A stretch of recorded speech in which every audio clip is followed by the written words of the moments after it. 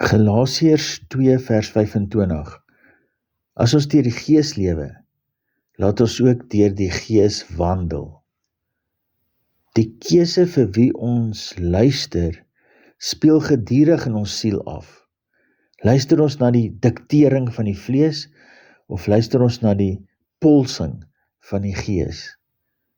As ek glo die lewendmakende Gees wat Jesus uit die dood opgewek het, leef in my, dan onderwerp ek my verganklike liggaam aan hierdie realiteit en wandel saam met die Gees van Christus in my, soos hy my lei.